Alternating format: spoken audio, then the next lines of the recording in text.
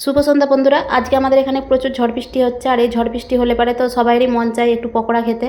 তো ভাবলাম রোজকার মতো পেঁয়াজি না বানিয়ে আজকে একটু অন্যরকম কিছু বানাই। তাই জন্য বাড়িতে ছিল চিচিঙ্গা, এই চিচিঙ্গা দিয়ে আমি বানিয়ে ফেললাম আজকে চিচিঙ্গার পকোড়া বা চপ।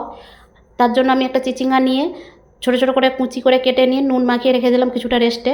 এখানে একটা সেদ্ধ আলুর মধ্যে দিয়ে দিলাম লঙ্কা গুঁড়ো, হলুদ গুঁড়ো, জিরে ধনের গুঁড়ো, আদা রসুন বাটা, স্বাদ পরিমাণ নুন, আর কাঁচা লঙ্কা, পেঁয়াজ, কিছুটা জোয়ান আর কিছুটা পোস্ত দিয়ে চিচিঙ্গাটা যে নুন দিয়ে মেখে রেখেছিলাম সেই চিচিঙ্গাটা থেকে জল নিগড়ে ফেলে দিয়ে এখন চিচিঙ্গাটা ওর মধ্যে দিয়ে দিলাম 2 চামচ পরিমাণ বেসন।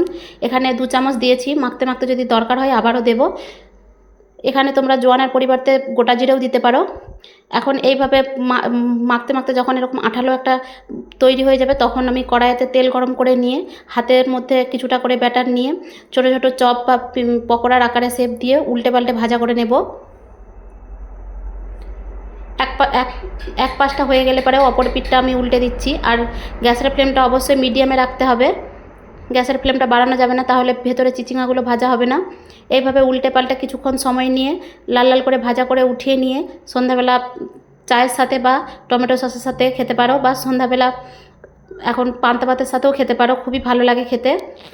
তো আমার এই ভিডিওগুলো যদি ভালো লাগে লাইক কমেন্ট শেয়ার করে পাশে থেকো। এইভাবে নতুন নতুন ভিডিও নিয়ে আবারও চলে আসবো তোমাদের সামনে। ততক্ষণ টাটা।